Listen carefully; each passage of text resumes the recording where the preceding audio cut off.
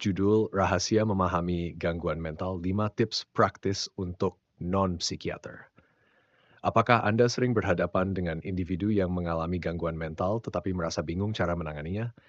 Buku A Short Textbook of Psychiatry for Non-Psychiatrists karya Dr. Raja Prabhakaran Rajarathinam memberikan panduan praktis bagi tenaga kesehatan dan profesional lain yang ingin memahami psikologi klinis tanpa harus menjadi psikiater. Berikut adalah 5 tips utama dari buku ini yang dapat langsung Anda terapkan. First, 1. Kenali gejala awal gangguan mental. Banyak orang mengira gangguan mental hanya berkaitan dengan perilaku ekstrem. Padahal gejala awal bisa sesederhana perubahan pola tidur, mudah marah, atau menarik diri dari lingkungan sosial. Misalnya, seorang pasien yang biasanya aktif di kantor mendadak sering terlambat dan kehilangan semangat bekerja, bisa jadi mengalami depresi ringan. Tips anti perubahan perilaku kecil dan ajak bicara dengan empati. 2, Jangan terjebak mitos seputar gangguan mental. Banyak yang masih percaya bahwa gangguan mental hanya terjadi pada orang lemah atau iman. Padahal faktor biologis dan lingkungan juga berperan besar.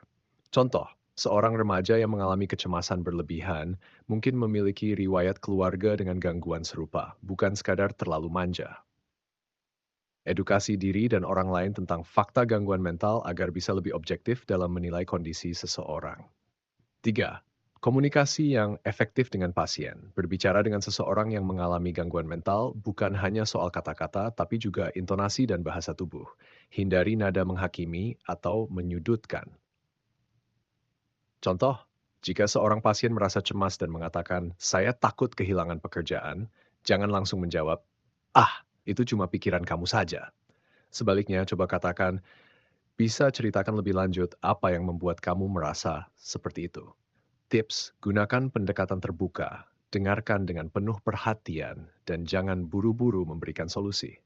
4. Ketahui batasan Anda. Meskipun Anda memahami dasar-dasar psikiatri, tetap ada batasan dalam menangani pasien dengan gangguan mental serius. Jika pasien menunjukkan tanda-tanda gangguan berat seperti halusinasi atau dorongan untuk menyakiti diri sendiri, segera rujuk ke psikiater. Contoh, seorang karyawan yang mulai berbicara sendiri dan merasa sedang diawasi oleh makhluk tak terlihat perlu mendapatkan evaluasi medis segera.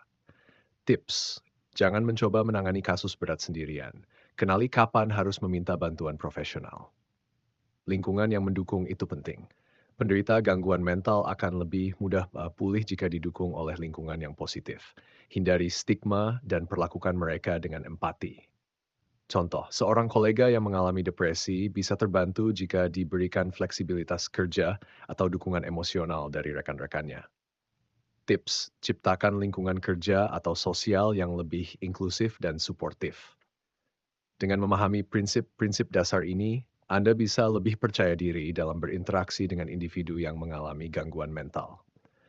Buku ini tidak hanya membantu tenaga kesehatan, tetapi juga siapa saja yang ingin memahami psikiatri dengan cara yang lebih sederhana dan aplikatif. Sudah pernah menghadapi situasi seperti ini?